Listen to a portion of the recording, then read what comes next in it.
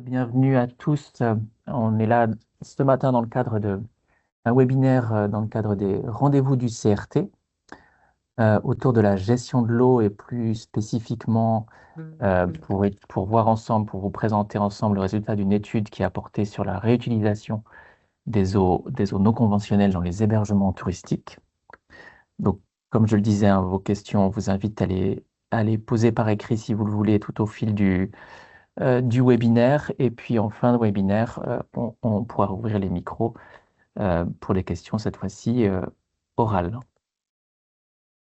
Donc le rendez-vous du CRT, c'est des rendez-vous gratuits qu'on a programmés tout au long de l'année et qui vont continuer l'année prochaine. N'hésitez pas à partager ces rendez-vous auprès de vos collègues sur des sujets très, très différents, très variés.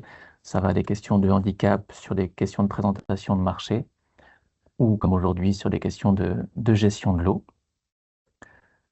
Ce matin, donc, on va surtout vous présenter, en l'occurrence c'est Vincent de chez Ecofilet qui va vous présenter ça, la restitution d'une étude qu'on a portée, nous, au sein du Comité régional du tourisme, depuis un petit peu plus d'un an, qu'on a portée de manière très étroite avec l'interfilière du tourisme en Nouvelle-Aquitaine, avec Mathilde qui est ici présente, interfilière qui est composée des trois filières d'hébergement en Nouvelle-Aquitaine, que sont l'UMI, avec Zoé, sa représentante ici, NAPA, avec Aurélia, sa représentante ici, et Clara, et avec l'UNAT, avec Clara, qui est sa représentante, et j'en profite pour les remercier d'ores et déjà, toutes les quatre. C'est une étude qui a été cofinancée par la région et l'Agence de l'eau à Dour-Garonne. Voilà, c'est important de le préciser. Et puis après cette présentation donc par Vincent, on aura la chance d'avoir le témoignage de deux professionnels, deux hébergeurs qui ont participé à l'étude. Et puis, comme je vous le disais, un moment pour des questions orales. Donc, c'est donc Vincent de chez Ecofilet du bureau d'études spécialisé sur ces questions de réutilisation qui a porté l'étude, qui l'a menée en notre nom. Moi, je suis donc Maxime du Comité régional du tourisme Nouvelle-Aquitaine. Mathilde, si tu veux dire deux mots, je t'ai présenté Oui, l'interfilière, mais si tu veux dire ce que c'est que l'interfilière. il n'y a pas de souci. Donc, Mathilde Lecourt, moi, je suis chargée de mission de l'interfilière de tourisme durable en Nouvelle-Aquitaine.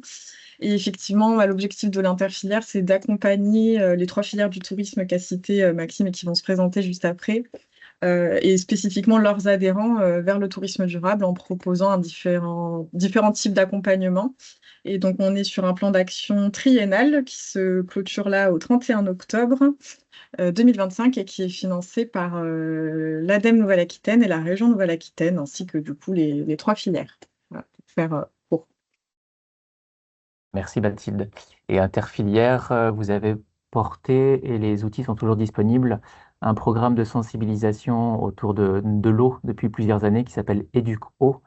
Et c'est des outils très précieux. Et finalement, cette étude, elle vient dans le prolongement de l'action collective que vous avez portée à l'interfilière avec les trois filières, hein. Encore une fois, les outils Educo, ils sont toujours disponibles sur le site de l'interfilière. Si vous voulez, on pourra vous partager le lien dans le chat ou ultérieurement sur les rendus de cette présentation. Aurélia, tu veux présenter NAPA et son travail? Bonjour à toutes et tous. Donc, je suis Aurélia Quillet, chef de projet développement durable pour la Fédération d'hôtellerie de plein air de Nouvelle-Aquitaine, donc la NAPA. Et donc, nous, on représente les établissements de plein air, donc les campings de la région Nouvelle-Aquitaine. À peu près 1300 campings en région. On a 820 à peu près adhérents au syndicat. Et on a un système de syndicats départementaux, un syndicat régional que je représente et une fédération nationale. Et nous, à l'échelle régionale, on accompagne les adhérents sur les questions de développement durable et de formation. Merci Aurélia. Zoé, pour l'UMI? Bonjour à toutes et tous. Donc, moi, je suis Zoé Louze, directrice de l'Uni Nouvelle-Aquitaine et on représente l'hôtellerie, la restauration, les bars, les établissements de nuit. On est sur le même fonctionnement que la NAPA, c'est-à-dire qu'il y a une structure régionale, il y a des structures départementales et bien sûr une confédération nationale. Merci Zoé. Et donc là, Mathilde, vous voyez, dans le chat a partagé le lien. Merci Mathilde. Et Clara, troisième et dernière filière. Bonjour à tous, donc moi c'est Clara Monger, je suis coordinatrice à l'UNOT Nouvelle-Aquitaine. L'UNOT, c'est l'Union nationale des associations de tourisme et de plein air.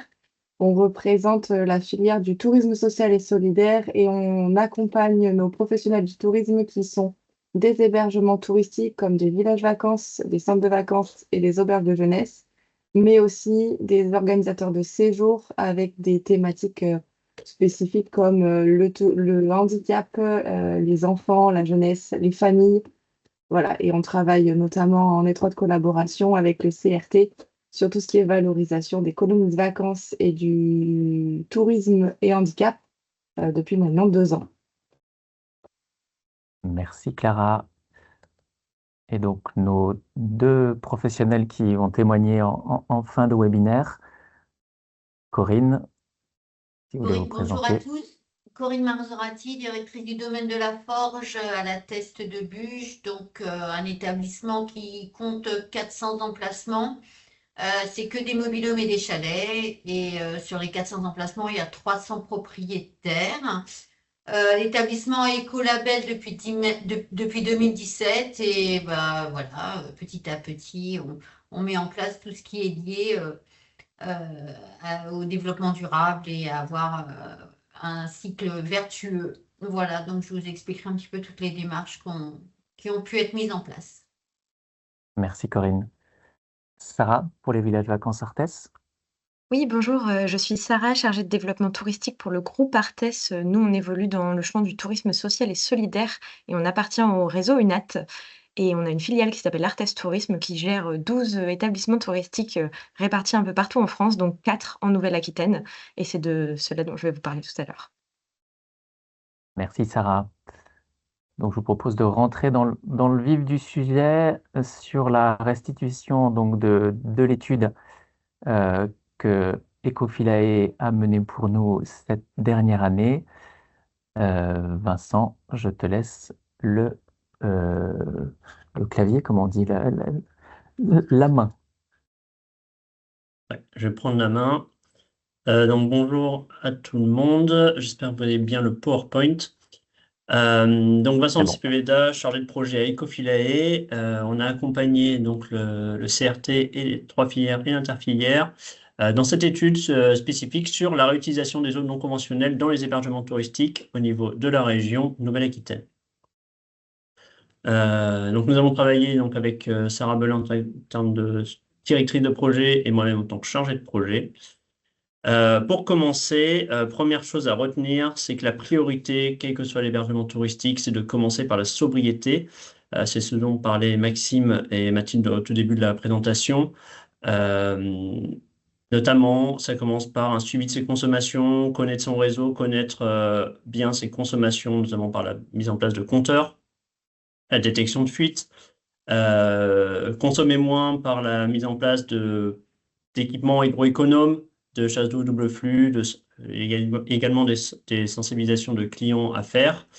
Voilà, tout un volet qui est vraiment prioritaire sur tous les hébergements touristiques avant de penser à la réutilisation des eaux, qui ne se pense qu'à partir du moment où on a une consommation qui est déjà réduite par ces actions. Si on revient maintenant sur l'étude sur la réutilisation des eaux. L'étude s'est composée de 5 phases, avec 2 grandes phases en fait. Les phases 1 à 3 qui ont été réalisées entre l'automne et l'hiver 2024-2025, qui avaient pour objectif d'évaluer le potentiel de réutilisation des eaux sur les hébergements touristiques au niveau de la région.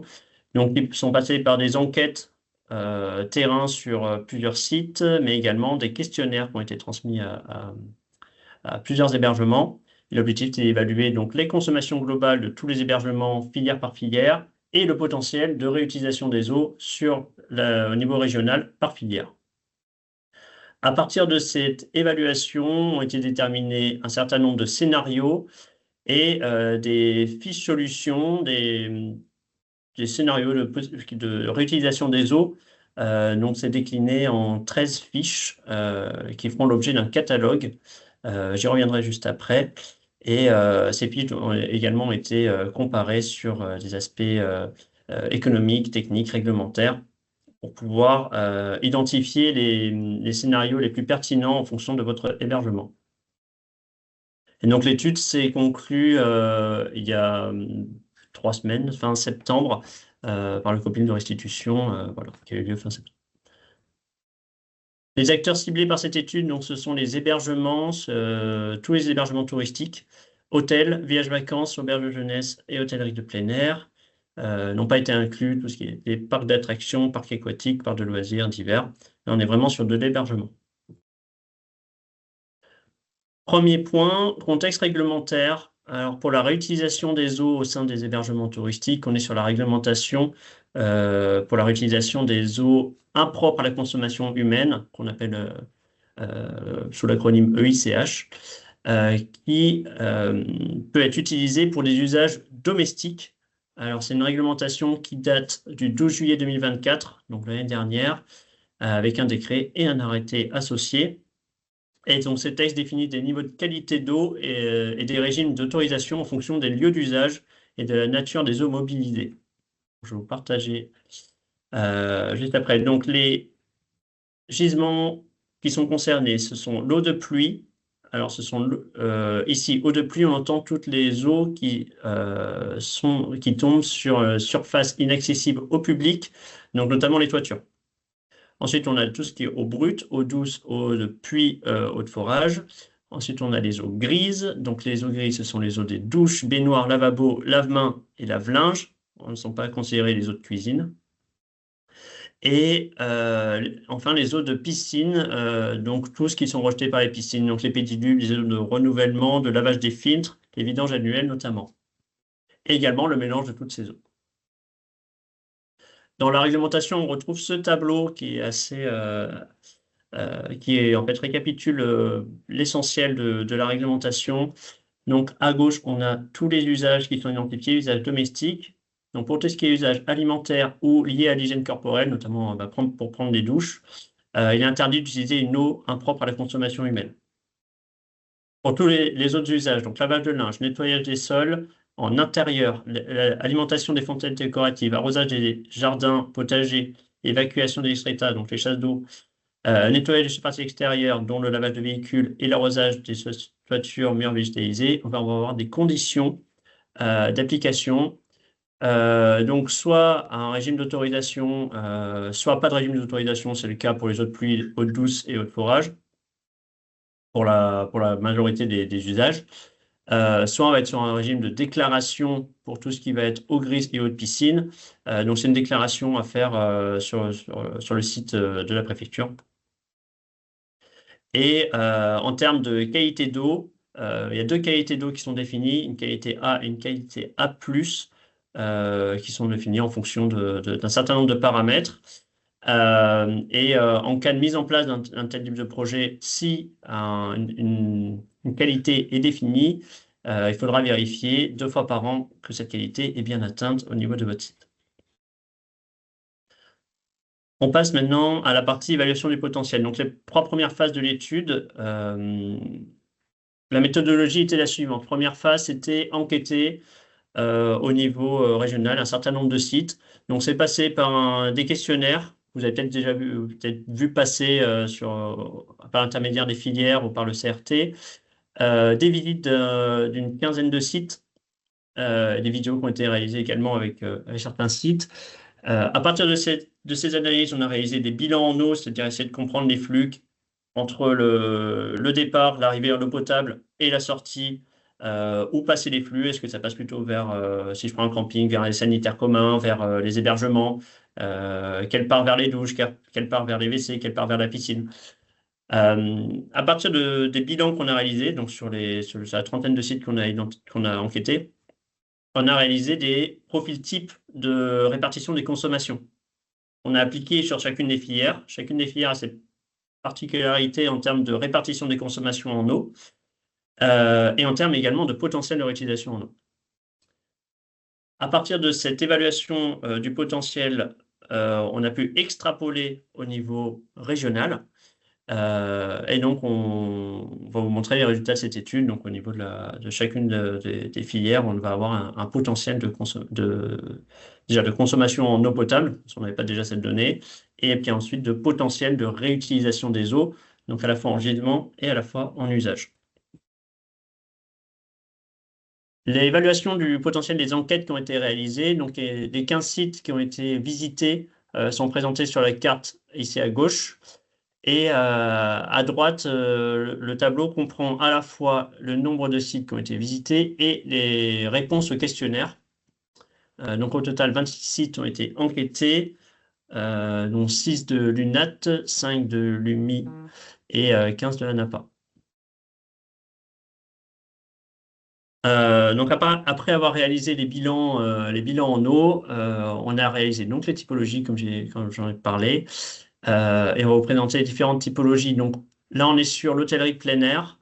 Donc à partir de la quinzaine de sites qu'on a enquêtés, on a défini ces 4 types de consommation en eau. Le premier type qu'on écarte assez facilement, c'est les campings sans piscine. On se rend assez vite compte que la consommation d'une piscine peut être assez conséquente au niveau d'un camping et qu'elle peut vraiment impacter la consommation globale du site. Si on parle de répartition des consommations, une piscine, ça peut représenter 10, 20, voire 25% d'une consommation d'un site. Donc c'est vraiment une consommation assez particulière qu'on a identifiée dans un premier type. Ensuite, les types 2, 3 et 4.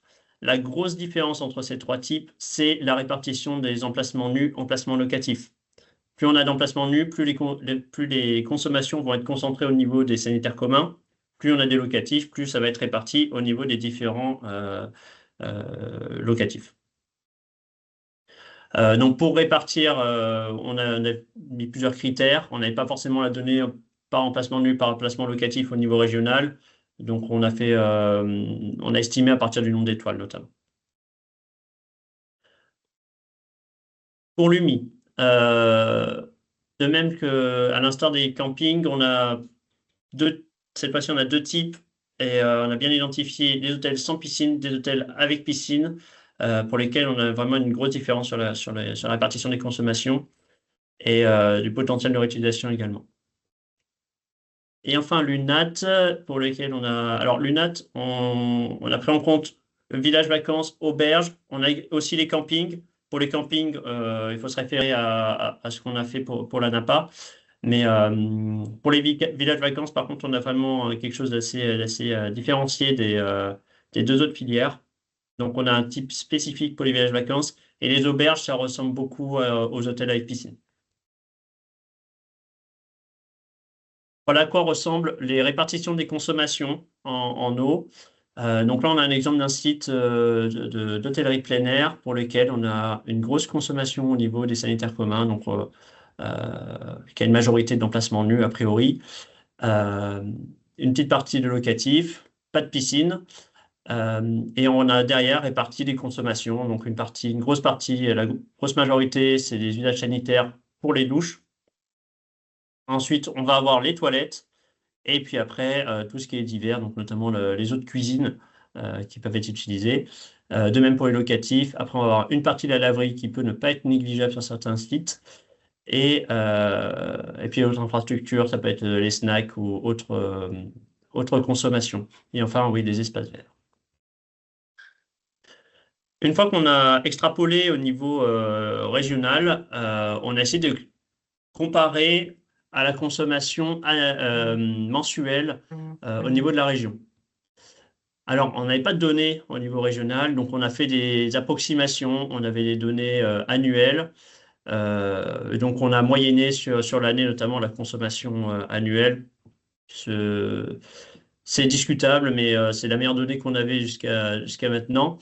Donc on avait estimé une consommation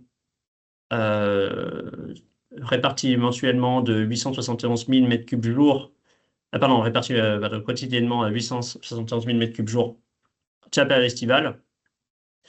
Et les hébergements représentaient 11% de ces consommations. Et parmi les potentiels de réutilisation, on est autour de 28% de la consommation des hébergements qui pourraient être réutilisés, ce qui représente 28 000 m3 jour. en pleine saison estivale. Alors, la répartition par filière, elle est entre 27% de la consommation de la filière à 31% de la consommation de la filière. Alors, on va voir qu'il y a quelques différences en fonction des répartitions de consommation. Merci Vincent pour cette présentation de l'évaluation du potentiel. Donc, ce qu'on peut retenir de l'étude, voilà, c'est qu'un petit peu moins de 30%, donc 28% quand on lisse en fonction des typologies d'hébergement, de l'eau potable qui peut être réutilisée. C'est un potentiel maximum, mais c'est quand même un potentiel significatif. Et à partir de ce potentiel-là, voilà, vous avez travaillé à notre demande sur des scénarios, sur des différents couples d'utilisation. Et c'est ce que tu vas pouvoir nous présenter maintenant, Vincent. Tout à fait. Donc, on a défini à partir notamment d'un volet réglementaire, essayer d'estimer tous les scénarios possibles, en étant le plus exhaustif possible, sur ce qu'on pourrait appliquer sur tous les types d'hébergement. Je vais revenir sur chacune des fiches. Donc, première chose, c'est on a regardé par gisement. Donc, on a eau de piscine qui concerne lavage des films, pédiluve, vidange annuel, eau grise, douche et lavabo, eau de pluie et laverie. Alors, pour les eaux de piscine, on a 3 fiches. La première, c'est le recyclage de la piscine vers la piscine. Alors, je n'ai pas parlé de cet usage dans la réglementation au départ, parce que là, on a une réglementation spécifique à la piscine qui autorise de réutiliser les eaux de lavage des filtres pour leur envoyer vers le bassin ou le lavage des filtres ou les pédiluves. C'est une réglementation assez particulière. C'est une fiche assez intéressante pour les gros centres aquatiques, si vous avez un certain volume en termes de lavage des filtres par semaine ou même par année. C'est une fiche qui est assez intéressante. Deuxième fiche, c'est aller chercher des chasses d'eau à partir des eaux de piscine. Donc là, on revient sur la réglementation présentée précédemment, où on a besoin de traitement en sortie de la piscine pour pouvoir alimenter des chasses d'eau. Alors, on va plutôt chercher des chasses d'eau accessibles, c'est-à-dire notamment des hébergements type des mobil-homes, des bungalows, si possible. Ou alors, si c'est du bâtiment, si vraiment on est sur du bâti, on va préconiser ce type de scénario en cas de rénovation ou en cas de construction d'un bâtiment, pour pouvoir facilement accéder à la chasse d'eau, parce que ceci va demander un double réseau. La piscine vers les espaces verts, ça peut être assez intéressant parce que c'est assez simple à mettre en œuvre et ça demande une qualité. En fait, le gros avantage des eaux de piscine, c'est qu'on a une qualité d'eau qui est déjà quasiment au niveau de la qualité A, voire A+, requise par la réglementation sans traitement. Le problème pour utiliser l'eau vers les espaces verts, c'est le chlore. Donc, il faudra bien penser à déchlorer ces eaux en sortie de la piscine. Soit naturellement, soit par des réactifs. On pourra mettre un petit traitement si besoin, mais ça reste assez faible comme traitement. Deuxième cas de figure, les eaux grises. Les eaux grises, on a 5 fiches différentes.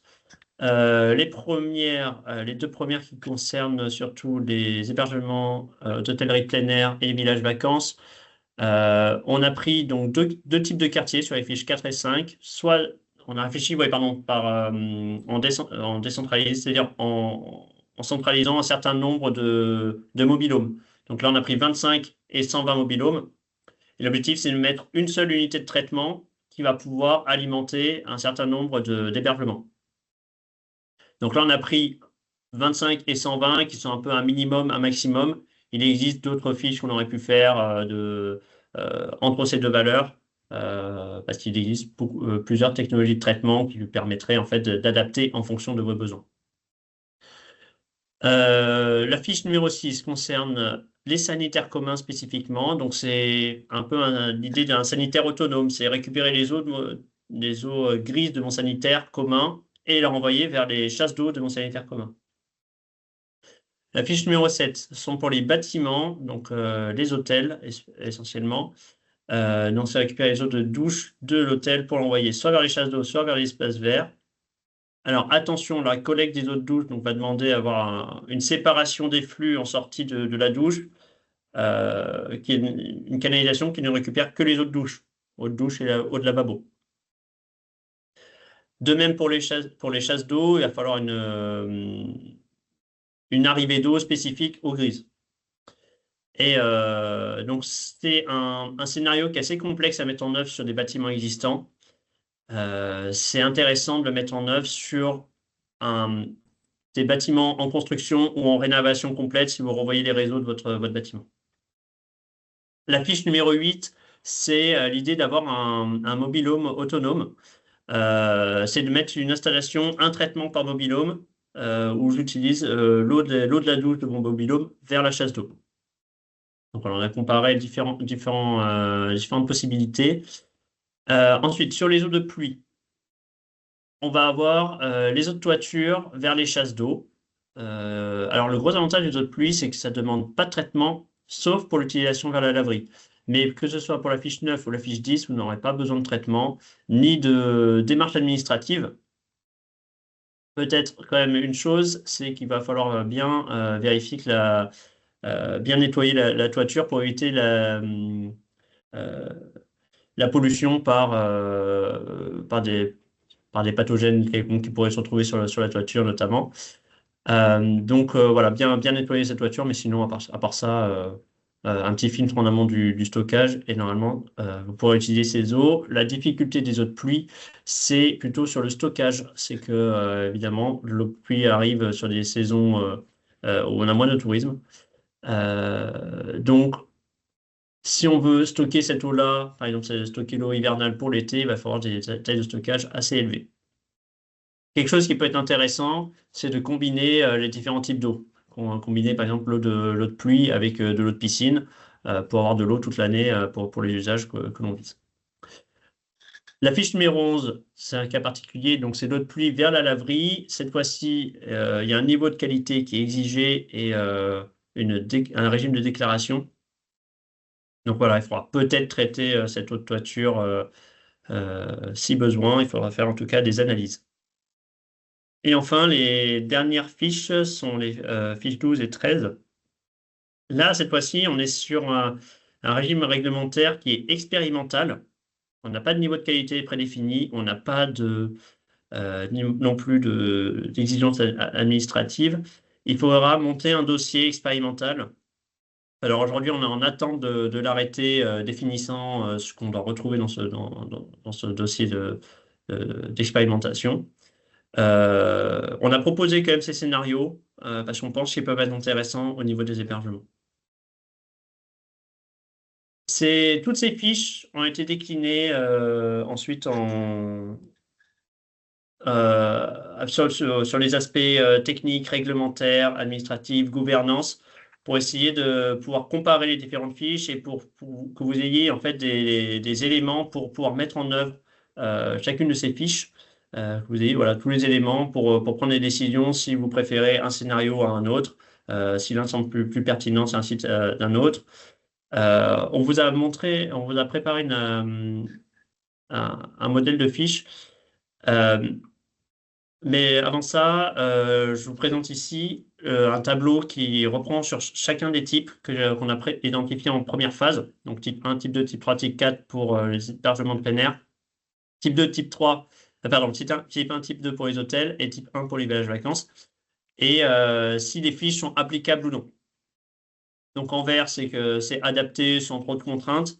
En orange, c'est spécifique au site. Donc typiquement, pour les sites traditionnels, par exemple type 2, qui ont des chasses d'eau, il faut absolument qu'il y ait des résidences mobiles de loisirs pour pouvoir le mettre en place. Ou comme je parlais sur les bâtiments, réutilisation des eaux grises vers les chasses d'eau d'un bâtiment, et ben, c'est intéressant s'il y a une rénovation complète du bâtiment ou construction du bâtiment. Donc, c'est des cas assez spécifiques. Et puis, on va avoir des scénarios qui ne sont pas adaptés à certains sites. Des sites sans piscine, on ne va pas pouvoir appliquer les fiches 1, 2, 3, par exemple.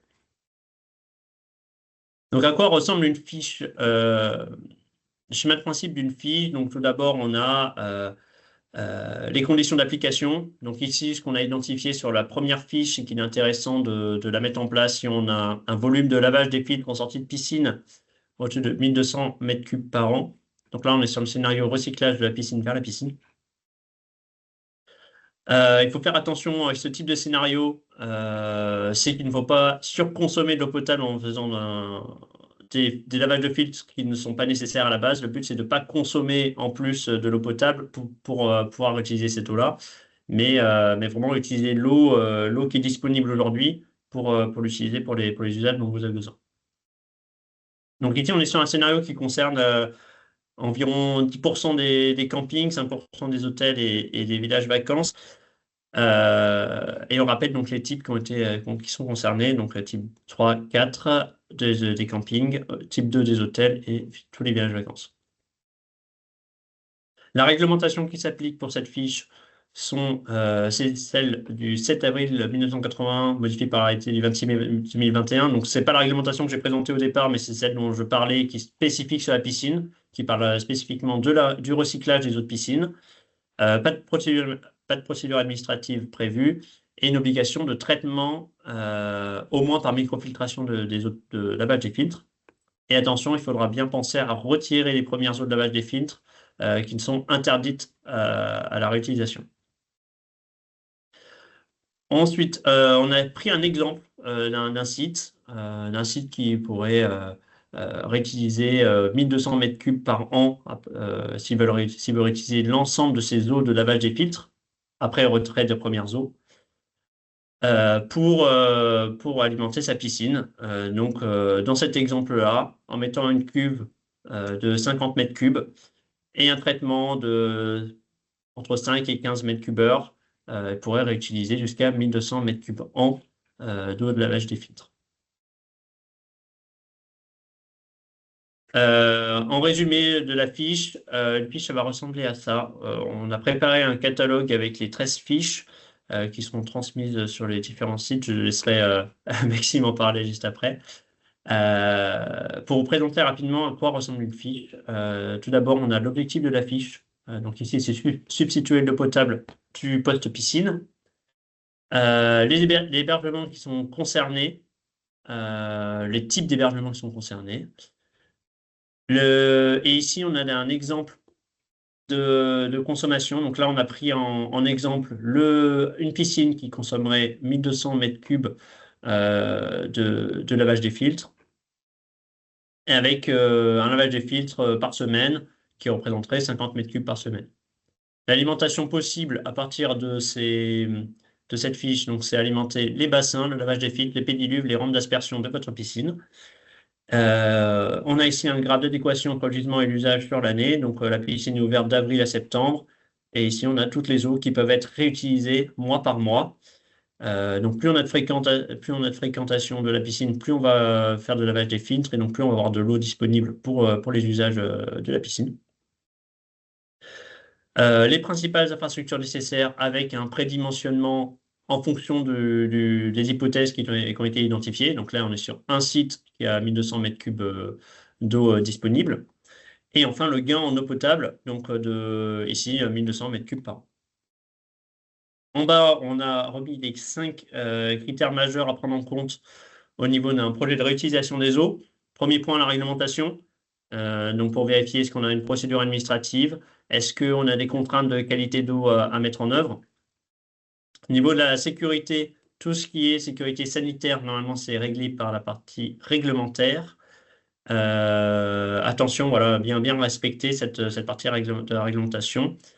Surtout pour les piscines, ça va être surveillé par l'ARS. La faisabilité technique, là, on va mettre quelques critères en fonction des infrastructures qui seront disponibles. Ici, on a besoin d'un stockage qui est quand même assez important parce qu'on va avoir besoin de récupérer l'ensemble du lavage des filtres. Donc, un stockage ici estimé à 50 mètres cubes. Et une unité de traitement. Sur le marché, aujourd'hui, on retrouve beaucoup de solutions par ultrafiltration. En termes de rentabilité, si on prend un coût moyen de l'eau potable au niveau de la Nouvelle-Aquitaine, qu'on multiplie par le volume qui a été économisé à l'année, ça représente une économie de plus de 6 000 € par an, selon les hypothèses présentées ci-dessus. En termes de gouvernance, là, on est sur un scénario assez simple où le gestionnaire de la piscine et l'usager de la piscine, enfin, je veux dire, L'exploitant de la piscine, c'est la même entité, c'est vous, l'hébergement. Donc le modèle, normalement, est assez simple en termes de gouvernance, mais si, je ne sais pas, si la piscine est gérée par un tiers, il faudra peut-être mettre en place des conventions. Normalement, ça va pas être la majorité des cas. En termes d'acceptabilité, a priori, peu de problèmes de perception de la part de la clientèle. Et ce qui est très intéressant sur tous ces projets de réutilisation des eaux, c'est de communiquer autour des projets qui sont menés au sein de l'hébergement, qui peuvent être un vrai plus pour la visibilité de l'hébergement et de toutes les actions qui sont mises en œuvre. Après, on a mis quelques avantages, inconvénients en fonction des fiches et un rappel des choses à ne pas faire en fonction de la fiche. Donc ici, c'est ne pas surconsommer l'eau potable pour du nettoyage de lavage des filtres. Voilà à quoi ressemblent les fiches. La fiche se compose aussi d'une partie avec les solutions techniques de stockage et de traitement avec une liste de fournisseurs qui n'est pas exhaustive. C'est les fournisseurs qui ont été contactés dans le cadre de l'étude pour avoir une idée du coût sur le marché. Donc, premier point sur la partie stockage, on est parti sur des bâches souples parce que c'est les solutions les moins chères qui sont sur le marché. Donc ici, par exemple, pour 50 mètres cubes, on va être à 1 700 € hors taxe, hors pause. Et les solutions de traitement technique, on va être sur des prix standards compris entre 60 000 et 100 000 € hors taxe. Alors, on est sur des prix de fourniture hors travaux. Ce sont les prix d'aujourd'hui, ce sont les prix pour différentes capacités de traitement de 5 à 15 mètres cubes heure, donc dans cet exemple-ci. Vous verrez que pour les autres fiches, vous aurez d'autres prix en fonction d'autres capacités de traitement. Voilà, donc avec une liste de fournisseurs. Et enfin, dernier point, c'est l'indicateur. On a mis un indicateur pour chacune des fiches afin que vous puissiez comparer les fiches les unes aux autres avec 5 critères. Les volumes économisés, la complexité réglementaire, l'emprise au sol, la complexité technique à l'exploitation notamment, et enfin les coûts, les investissements de traitement et de stockage. Donc on a mis à chaque fois une note standard en très plein et un potentiel supplémentaire en fonction du site. Par exemple ici, l'emprise au sol, ça va dépendre de votre capacité de stockage. On sait qu'elle va être entre moyenne et élevée, plus votre stockage sera élevé. Ici, complexité réglementaire, on a mis nul parce qu'il n'y a pas la réglementation est assez simple. Il faut mettre en place un traitement, mais à part cela, il n'y a pas de procédure administrative spécifique.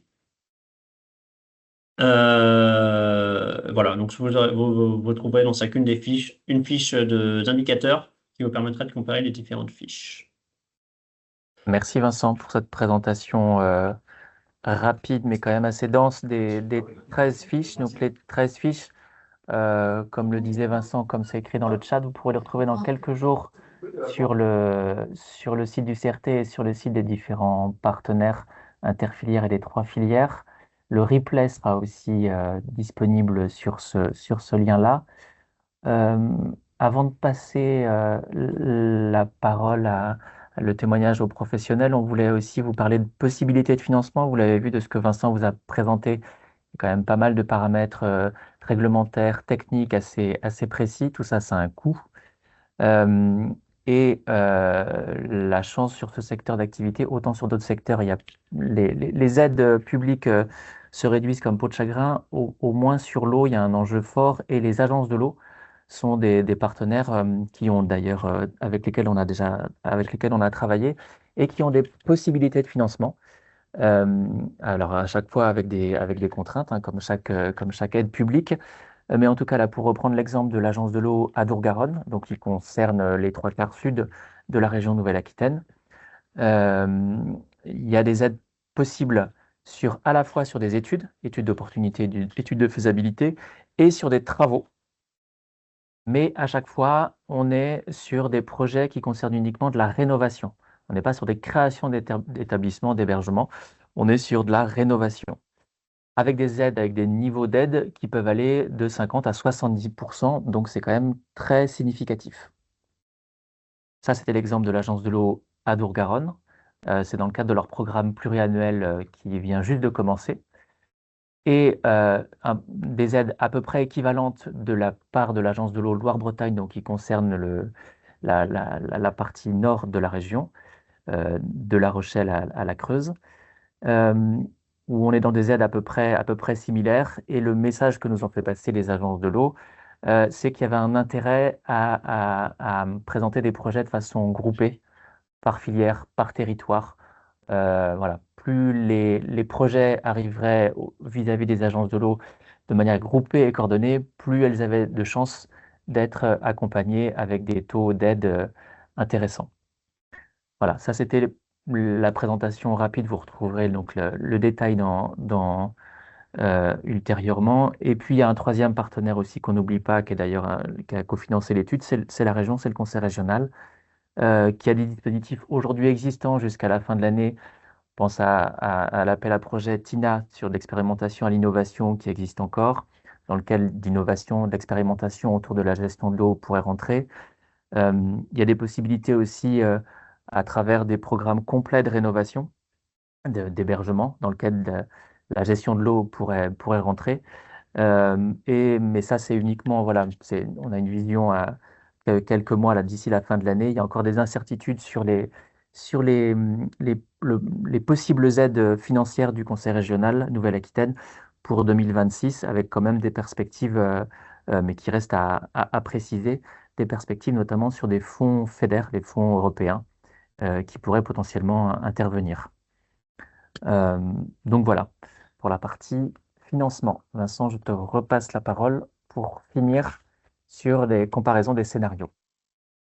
Merci Maxime. Pour faire suite du coup au financement, on va reparler un peu de coûts. Cette fois-ci, on a essayé de comparer les 13 fiches sur sur des graphes coût-efficacité, donc comparer le coût au mètre cube de chacune des solutions. Première chose à prendre en compte, c'est que les fiches ne doivent pas être lues par rapport à la situation actuelle où le prix de l'eau est ce qu'il est, parce qu'aujourd'hui, on va avoir une rentabilité faible de ces solutions de traitement si on regarde par rapport au prix aujourd'hui. Mais si on regarde par rapport aux évolutions futures et les potentiels risques de restrictions de plus en plus courantes, où on pourrait de moins en moins utiliser peut-être l'eau potable pour cause de canicules, de restrictions, d'arrêtés de sécheresse, un coût futur de l'eau qui pourrait potentiellement augmenter, des risques pour l'activité s'il y a un manque d'eau. Ce sont tous des éléments qu'il faut bien prendre en compte quand vous voulez lancer dans ce type de projet, parce qu'il va falloir comparer à qu'est-ce que sera mon prix de l'eau dans 5 ans, 10 ans, qu'est-ce que vaut vraiment le mètre cube économisé dans 10 ans. Voilà. C'est un peu pour préparer un peu le terrain des fiches que je vais vous montrer. Alors attention, aujourd'hui, on est sur des technologies aussi qui sont assez récentes, qui arrivent sur le marché. Donc les prix qu'on a aujourd'hui sont des prix de technologies qui s'installent sur un marché, qui sont pas encore en phase d'industrialisation. Donc peut-être qu'on pourra retrouver une rentabilité aussi par rapport à des coûts d'investissement qui pourraient diminuer. Voilà. Donc ensuite, sur les graphes coût-efficacité, on les a appliqués type par type. Donc là, ici, on a l'exemple du graphe coût-efficacité sur le cas des villages vacances. Donc comment on lit ce type de graphe? On a chacune des fiches qui sont applicables aux villages vacances. On va retrouver en dessous. Donc là, ici, on a les fichiers de 1, 2, 4, 5, 8, 9, 11, 12, 13. On les retrouve en bas. Là, la largeur de la barre représente le volume qui peut être économisé. Donc les plus larges sont ici à 4000 m3 et les plus petites là 200, 400 m3.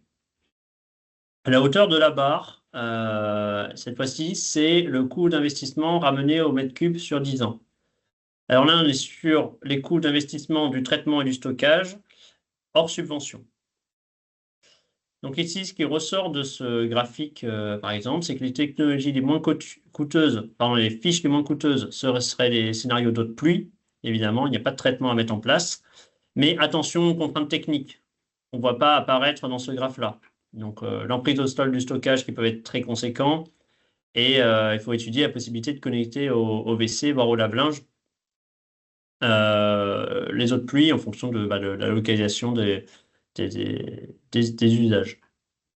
Aussi, grosse incertitude sur la donnée d'eau de pluie qui est à mesurer au niveau local. Ici, on a extrapolé au niveau régional, mais il faudra peut-être amener au niveau local. Les autres fiches qui sont assez intéressantes, la fiche numéro 2, donc c'est la piscine vers les chasses d'eau. Si vous avez un quartier de résidence mobile de loisirs, le bungalow à proximité de votre piscine, ça devient plutôt intéressant d'utiliser cette fiche-là. De même, la fiche numéro 1 sur le recyclage des eaux de piscine pour tous les villages vacances qui auraient des bassins assez conséquents, c'est un des scénarios les plus intéressants. Les fiches 4 et 5 sont aussi intéressantes parce qu'on va pouvoir réutiliser les eaux d'un quartier vers les eaux de douche d'un quartier vers les chasses d'eau du quartier. Plus le traitement concerne un grand quartier, plus le prix est intéressant. Attention, très peu de sites sont compatibles avec les scénarios 11, 12 et 13.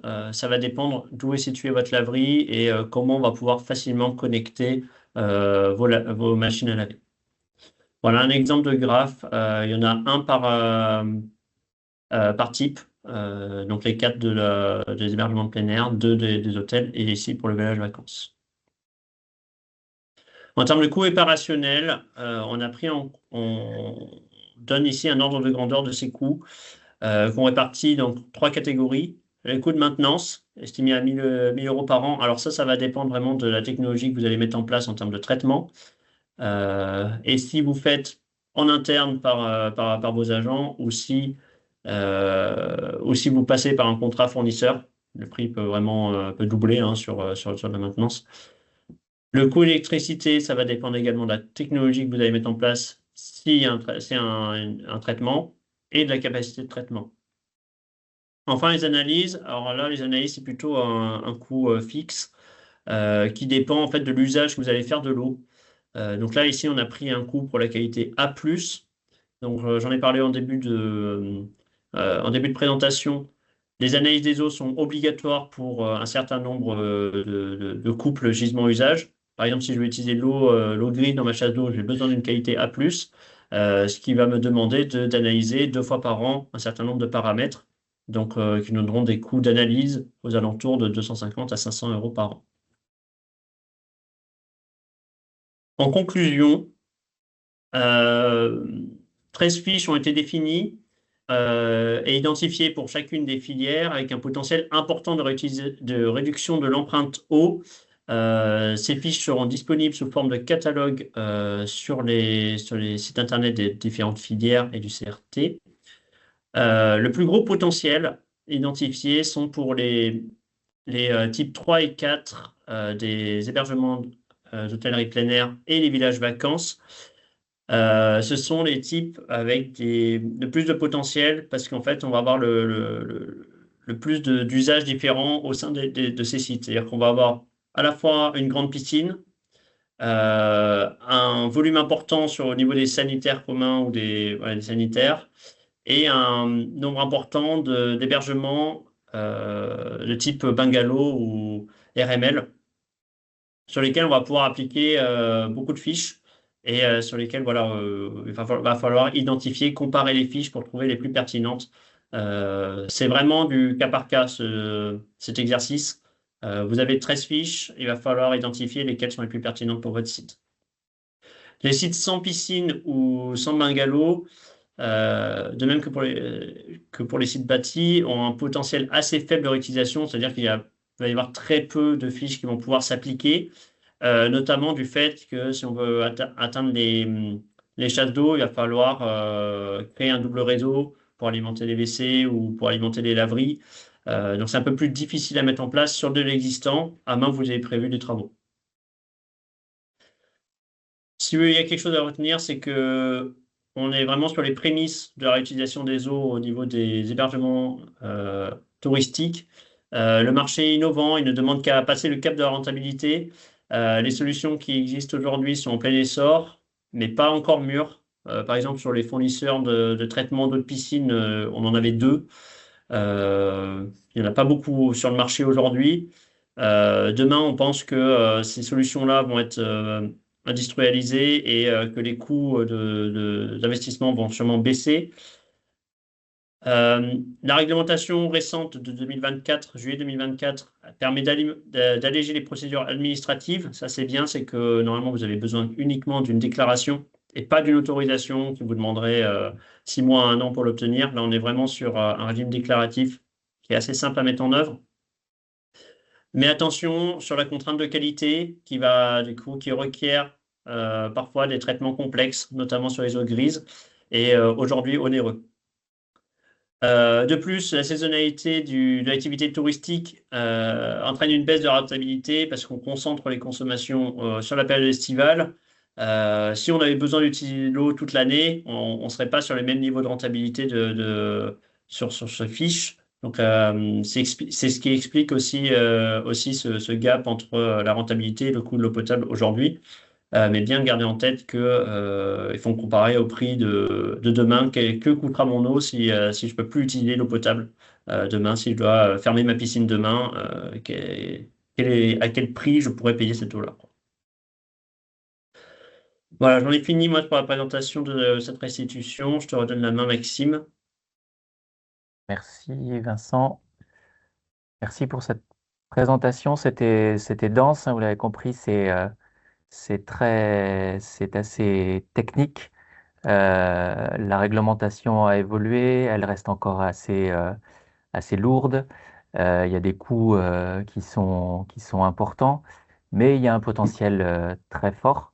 Hein, on le redit, il y a 28% de l'eau potable utilisée qui est aujourd'hui potentiellement réutilisable. Voilà, donc ça laisse un champ du possible devant nous qui peut être intéressant avec des aides en face, notamment des agences de l'eau qui peut être significatif. Mais face à ces potentiels, voilà, on voulait aussi vous partager 2 retours d'expérience. Le premier avec Corinne, qu'on remercie d'être avec nous. Je ne sais pas si vous voyez bien à l'écran la diapo. Corinne, est-ce que vous pouvez nous représenter un petit peu votre structure, les spécificités de ce grand et beau domaine?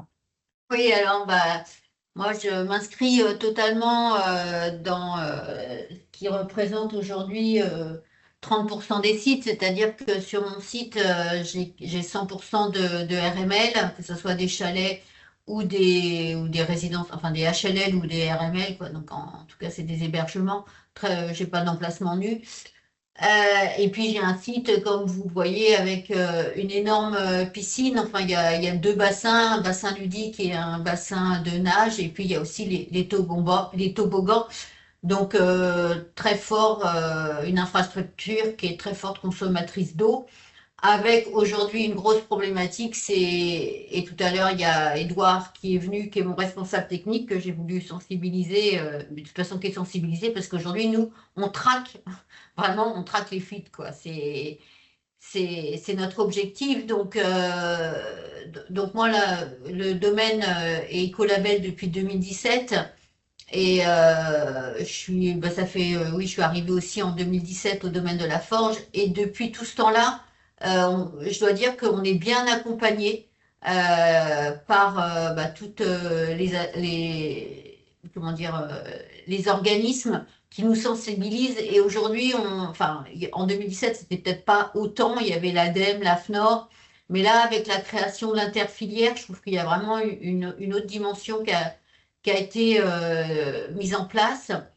Et c'est même plus de la sensibilisation, je trouve que ça devient obsessionnel, quoi, et surtout avec tous les arguments que vous avez soulignés.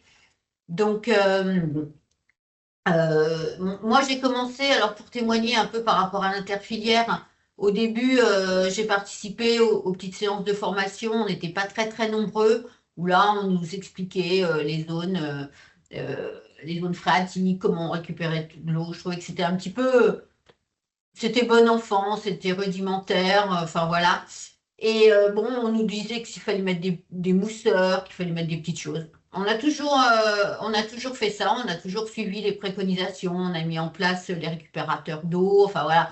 On a suivi les recommandations qui nous étaient données, ça nous a surtout permis de nous interroger et puis toujours d'aller plus loin, quoi. Et aujourd'hui, c'est vrai que à travers tout ce qu'on a pu mettre en place au domaine, sur le domaine, moi j'ai l'impression que j'arrive au bout, quoi, qu'aujourd'hui pour faire des économies d'eau, hormis mon problème de fuite sur la piscine et les réseaux, mais sinon, une fois que j'aurai résolu mes problèmes de fuite, je crois que le seul moyen de faire des économies, ça va être d'aller vers ce système de réemploi de l'eau. Et je trouve que le travail qui a été fait à travers les fiches, c'est super explicatif, c'est simple, on voit vers quoi on peut se diriger. Maintenant, j'ai bien noté que bon il faudrait que ça soit une action groupée et j'espère que Aurélia, au niveau de la NAPA, va peut-être pouvoir faire quelque chose pour repérer des sites qui pourraient être regroupés pour essayer d'obtenir des aides parce que c'est là, ça va être le nerf de la guerre, quoi. C'est aujourd'hui d'investir dans des travaux qui en fait seront rentables, comme vous disiez, dans 10 ans, quoi. C'est-à-dire le jour où l'eau sera encore plus chère, quoi. Donc voilà le témoignage, si vous avez des questions. Alors la piscine est très belle comme ça, mais en ce moment j'ai vraiment des grosses préoccupations parce que le liner commence à un petit peu se fissurer et j'ai des grosses fuites, quoi. Donc aujourd'hui c'est ma priorité par rapport à la gestion de l'eau. Merci Corinne. Et c'est vrai que la question de la sobriété des économies d'eau avant de penser à la réutilisation reste de toute façon un objectif premier. Est-ce que vous avez fait avec l'interfilière sur les actions de sensibilisation à Educo? Je reviens dessus, hein, c'est ce que Mathilde a repartagé pour ceux qui ne connaissaient pas en début de webinaire, hein, ça reste complètement d'actualité. Merci Corinne pour ce témoignage. S'il y a des questions, on pourra les prendre après. Deuxième témoignage, cette fois-ci avec Sarah, qui représente un village vacances. Sarah, je vous laisse vous présenter votre structure et les modes de gestion de l'eau, ou les enjeux autour de la gestion de l'eau sur vos établissements, puisque c'est plusieurs établissements que vous avez en Nouvelle-Aquitaine et même au-delà. Exactement, merci beaucoup. Rebonjour. Je vais pas aller dans le sens contraire de ce qu'a dit Corinne. Pour nous, c'est un peu la même chose. On est déjà très entamé, on a déjà bien entamé, pardon, notre démarche de tourisme durable. Nous, on est parti plutôt vers clé verte au niveau des écolabels, mais bon, au final, on se retrouve sur les mêmes sujets. Au niveau de tout ce qui est préservation de la ressource en eau, et évidemment que c'est dans nos priorités, même si nous, dans les Landes, il pleut beaucoup. On a mis en place, comme elle disait, les mousseurs, les douchettes, notamment grâce aux aides de la prime C2E. On fait des relevés de consommation mensuels pour justement aller chercher nos petites fuites qui restent. Et puis, on fait beaucoup de sensibilisation auprès de nos clients. Ça passe par des éco-gestes, notamment grâce à Educo de l'interfilière. On a pu récupérer pas mal de sensibilisation. Et en fait, on a entendu parler de ce bilan en eau il y a 1 an tout pile, en automne 2024, et on a postulé pour 2 de nos établissements, que sont la Forêt des Landes, basée à Tarnos, donc à la limite avec le Pays basque, et le Lac Marin, qui est basé à Souston. Sur ces 2 établissements, on va être sur du chalet, donc salle de bain privative, avec chacun une piscine, une laverie client et une laverie pour les professionnels. Et en fait, on voulait voir si on pouvait aller un petit peu plus loin dans notre démarche sur la gestion en eau. Donc, ce qui nous a poussé également à aller dans cette étude, c'est qu'on venait juste de récupérer les établissements. Donc ça, c'est le jeu un peu quand on est un groupe touristique, on récupère des nouveaux établissements qu'on va devoir gérer et on voulait avoir une meilleure connaissance, du parc et des postes de consommation d'eau. Donc, très intéressant. On a eu des bons échanges avec monsieur de Sepulveda et puis, ensuite on a eu un diagnostic sur site. Donc, l'équipe d'Ecofilae s'est déplacée, est venue à la rencontre de nos responsables d'établissement, voir un peu nos postes de consommation d'eau et c'est là qu'on prend un peu un coup et qu'on a une grosse réalisation, parce que nous, notre consommation en eau potable, par exemple, sur la Forêt des Landes, ça va être à peu près 5 000 m3 d'eau par an potable. Et on nous dit que la part substituable, en effet, elle est de 25%. Donc on voit qu'il y a des efforts encore majeurs à faire, plus que d'aller mettre des mousseurs et des douchettes. Et on nous a donné, grâce à ce bilan en eau, un peu nos pistes de réflexion prioritaires. Donc pour nous, par exemple, ça va être de réemployer les eaux usées, douches, lavabos, dans nos chasses d'eau.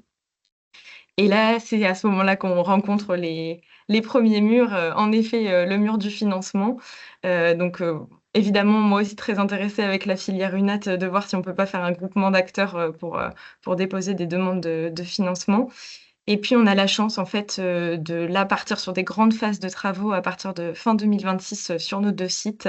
Donc on a pu transmettre les bilans en eau, aux propriétaires, de ces sites, parce que nous on n'en est que gestionnaire, aux cabinets en fait, d'architectes qui vont suivre les travaux, et eux-mêmes, peuvent utiliser ces conclusions pour en fait nous faire des propositions et voir si à terme on va pas pouvoir, déjà commencer à faire, un petit peu de réutilisation des eaux non conventionnelles, dès les prochaines années. Donc moi, si je peux conseiller aux gens de faire ce type d'études, bon, quand elles sont financées par, tous les acteurs qui sont présents, c'est encore mieux, mais surtout de faire ce type d'études en amont de grosses phases de travaux, parce que ça donne des pistes de réflexion énormes, de progrès. Donc voilà, très bon retour d'expérience. Merci à tous les acteurs, qui sont présents aujourd'hui et qui nous ont permis de faire cette étude.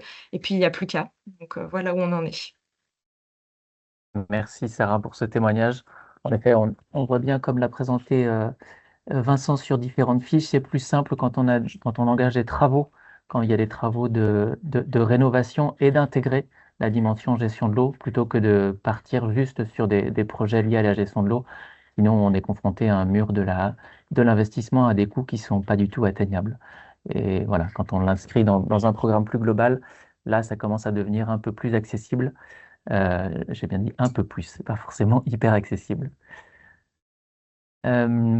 Merci à vous deux pour ces témoignages. On peut passer à la phase d'échange avec les personnes présentes sur ce webinaire. Est-ce qu'il y a des questions, des gens qui veulent intervenir, des questions à poser à nos deux professionnels ici présentes, ou bien alors aux chargés aux responsables des filières aussi ici présentes, de l'interfilière et des 3 filières? N'hésitez pas s'il y a des questions. Ou sinon, est-ce que Yann de Dordogne est parmi nous? Ah, question d'Olivia. Olivia, bonjour, oui. Et après Yann, Oui, bonjour. bonjour. Vous m'entendez? Ouais. Oui, on vous entend, ouais, super. Oui, je me dis il va falloir qu'on anticipe des conflits sur l'usage de l'eau. Il y a eu un petit peu de remous là dans l'inauguration du Futuroscope de son nouvel équipement avec des agriculteurs qui sont venus sur site. Nous, pour notre part, c'est pas très clair en fait quand il y a des arrêtés préfectoraux, puisqu'il y en a déjà eu un l'été dernier dès le 9 juin. Est-ce qu'on peut anticiper le fait que si on a une action vraiment de prévention et de réduction d'usage de l'eau et de valorisation des eaux non conventionnelles, on aura des conditions un petit peu privilégiées pour la gestion de nos piscines et autres activités qui impliquent de l'eau? Ouais. Et je sais que lors de la dernière réunion interfilière, on a évoqué la date d'ouverture des piscines avec, je ne sais plus votre nom, pardon. Corinne. Madame avec- Laforge, voilà. Non, pas Euh, Madame Laforge, avec Corinne, ça ira C'est le très domaine bien. de Laforge, pardon, Ouais. le domaine de Laforge. Et j'avais trouvé ça déjà hyper intéressant lors de votre témoignage, lors des rencontres de tourisme durable. Moi, je me demande si on n'a pas intérêt à, en amont, anticiper les crises qu'il va y avoir et le faire tant que c'est au calme et de façon posée, parce que c'est pas le jour où on va tous avoir des interdictions d'utilisation de nos piscines qu'il faudra réagir. Non, mais oui, non, mais là, moi, je suis tout à fait d'accord parce que là, je me repose la question quand est-ce que j'ouvre la piscine? Et c'est ce que j'ai expliqué l'autre jour, quoi. Si je trouve ça complètement dingue de l'ouvrir au mois d'avril, parce que je sais que je vais avoir personne dedans, mais si je l'ouvre pas au mois d'avril et que mes concurrents ouvrent en avril, bah forcément, les gens vont aller vers des sites où il y a une piscine et de surcroît s'il y a des chauffés. Sauf que moi, même si je l'ouvre en avril, je trouve que c'est une hérésie de la chauffer. Donc, j'annoncerai clairement que la piscine sera ouverte, mais qu'elle ne sera pas chauffée. Et c'est là où il faudrait qu'il y ait une décision, effectivement, peut-être prise au niveau de la région pour dire, ben voilà, au niveau de la région Aquitaine, toutes les piscines, elles ouvrent que le 1er mai. Voilà, c'est une décision qui a été prise. Et comme ça, tout le monde est sur un même pied d'égalité.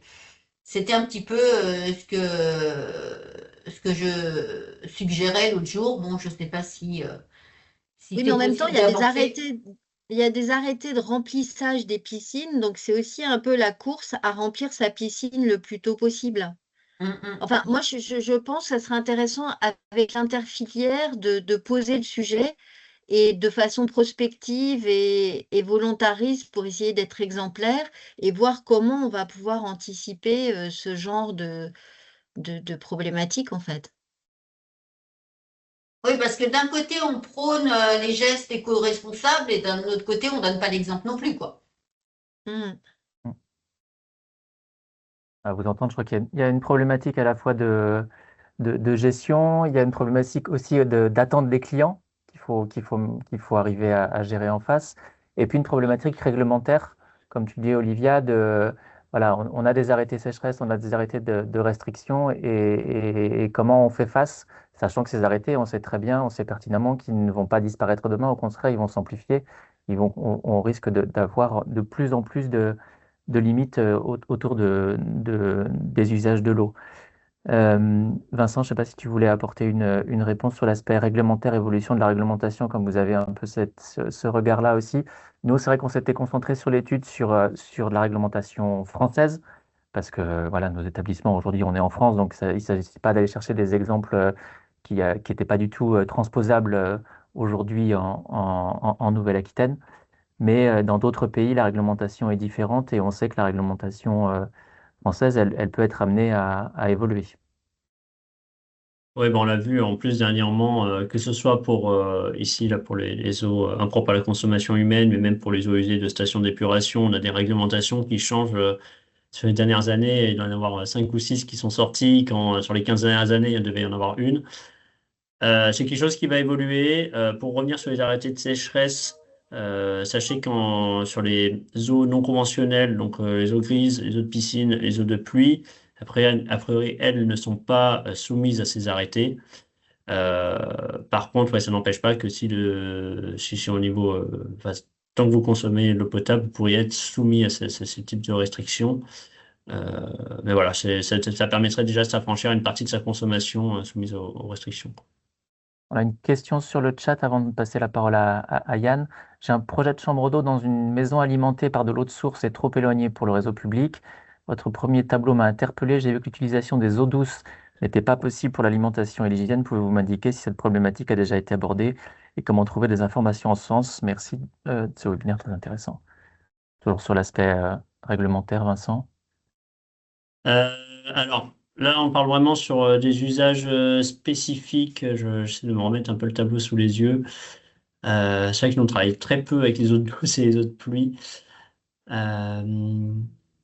En fait, ça dépend aussi peut-être si vous avez mis en place ou pas un traitement selon la qualité d'eau que vous avez. Si vous avez une qualité d'eau quasiment d'eau potable, peut-être que c'est utilisable. Mais là, je pense que c'est une autre réglementation. Je pense que c'est plutôt tout ce qui va être réglementation liée à l'eau potable des particuliers.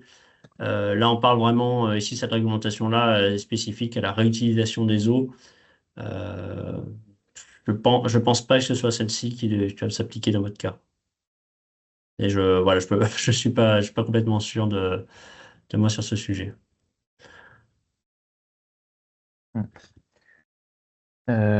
Olivier Gauthier aussi demande, est-ce qu'on pourrait avoir un décryptage précis sur les arrêtés sécheresse car les hôtels ne sont jamais précisément mentionnés? Il n'est pas très clair si nous faisons partie des exceptions ou pas. Alors là, c'est vraiment spécifique, arrêté par arrêté.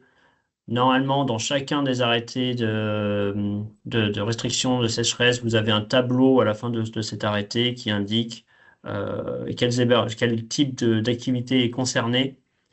Et notamment, il pourrait mettre un point sur les piscines au niveau des hébergements, mais voilà, il faudra regarder bien, relire l'arrêté. la problématique de la réglementation. C'est aussi pour ça qu'on avait voulu, avec cette étude, avoir autour de la table, membres du comité de pilotage, des représentants de l'État, de l'ARS sur l'aspect sanitaire, de l'ADREAL, de l'ADEME, parce qu'on sait que d'un territoire à l'autre, les services de l'État peuvent avoir des lectures un petit peu différentes. Et voilà, en tout cas, de nos interlocuteurs présents au cours de l'étude, il y avait le souhait de- d'accompagner ce genre de démarche, puisque la réglementation est nouvelle et elle ne répond pas forcément à 100% des cas de chaque situation. Aurélia, tu voulais apporter un complément de réponse? Oui, je voulais compléter sur cet aspect réglementaire. Effectivement, c'est un petit peu frustrant, mais ces questions-là d'arrêté sécheresse, elles sont vues à l'échelle des départements. Donc, il faut absolument vous rapprocher de vos préfectures pour effectivement avoir le détail de vos arrêtés. Tous les éléments, ils sont précisés dedans. Alors, c'est pas des textes effectivement très fun à regarder et à lire, mais toutes les informations sont dans les arrêtés préfectoraux et vous y avez accès. Donc, vraiment, rapprochez-vous de vos préfectures au besoin. Et parfois, vous avez des syndicats d'eau, qui effectivement accompagnent dans le département. Nous, c'est le cas en Charente-Maritime avec Eau17. J'ai pas en tête tous les syndicats d'eau et je ne sais pas sur Nouvelle-Aquitaine où il y a des répartitions, chaque département est représenté par un seul syndicat. Parfois, vous en avez plusieurs, donc ça complexifie un peu les choses. Mais effectivement, vous avez en fait c'est géré à l'échelle départementale. C'est un peu frustrant. Nous, on aimerait pouvoir homogénéiser tout ça, mais la réalité est très différente. Donc voilà, je vous invite à consulter vos préfectures, qui, elles, ont les informations, et précises. Merci Aurélia. Pour transition avec Yann sur une échelle départementale, sur le témoignage d'une démarche en cours d'ici la fin de l'année en Dordogne, Corrèze et Creuse. Yann, si tu veux nous en toucher deux mots. Oui, bonjour à tous. Donc Yann Ducateux, je travaille donc pour les CDT ADT de Corrèze, Creuse et Dordogne. On a répondu à un appel à projet donc d'Atout France concernant l'optimisation de la gestion de l'eau dans les établissements touristiques. Donc on a démarré au mois de juin, donc c'était un peu compliqué pendant l'été, même si on avait pas mal de rendez-vous. Donc l'idée, c'est d'accompagner justement une dizaine de structures par département, un peu plus si Atout France relâche encore des fonds pour l'année prochaine, mais ça apparaît bien compliqué. L'idée, et ça rejoint un peu tout ce qui a été dit aujourd'hui, ben, c'est de d'abord faire un diagnostic des consommations en eau donc sur les établissements touristiques que nous accompagnons. Et suite à ça, avec une méthodologie qui a été développée donc, par la CCI Bretagne et qui est maintenant prise en charge par la CCI France au niveau national, bien de pouvoir développer un plan d'action relativement automatisé avec voilà, des actions qui sont déjà bien précises, renvoyées vers des prestataires justement qui peuvent aider les prestataires, donc les hébergements touristiques en matière d'équipement, d'investissement, d'aide publique, notamment vers les agences de l'eau, on en a parlé également aujourd'hui. Donc voilà, on ne prend pas la place d'un bureau d'études, loin s'en faut, mais on est là déjà pour faire une première approche, un premier diagnostic ou pré-diagnostic et de voir un peu comment la thématique eau est prégnante dans l'établissement. Et je crois qu'il y avait pas mal d'exemples aujourd'hui.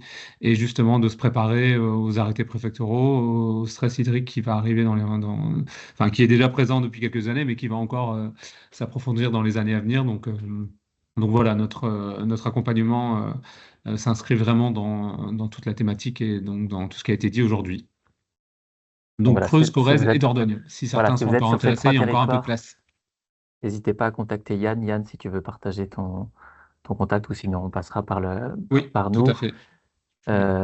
Les collègues des filières aussi restent à votre disposition, là, cette fois-ci, plus sur une approche par type d'hébergement à l'échelle de la région. N'hésitez pas à les solliciter. Les agences de l'eau aussi ont en effet des ressources très riches. C'est des choses qui portent, c'est forcément au cœur de leur problématique. Euh, voilà, je ne sais pas si vous voyez d'autres questions, d'autres interventions. Olivia, ta main est levée, mais je pense que c'est par rapport à ta question, à ta remarque de tout à l'heure. S'il n'y a pas d'autres remarques, je vous propose de conclure ce webinaire en remerciant tous nos participants, nos deux professionnels, les filières, Vincent chez Ecofilae, pour ce webinaire. Les prochains rendez-vous de webinaire, vous les voyez à votre écran si ça vous intéresse, sur le tourisme d'aventure, sur le marché suisse, sur la clientèle senior, voilà des choses très différentes. Et les webinaires vont continuer l'année prochaine. On vous invite aussi à nous laisser, Sandrine vient de partager dans le chat il y a 1 minute un questionnaire, dans le cadre de la démarche d'amélioration de ces webinaires. Merci à vous d'y répondre. Voilà, Yann a mis aussi ses contacts. Voilà, on va clôturer ce webinaire. Merci encore à tous. Bonne journée et à très bientôt.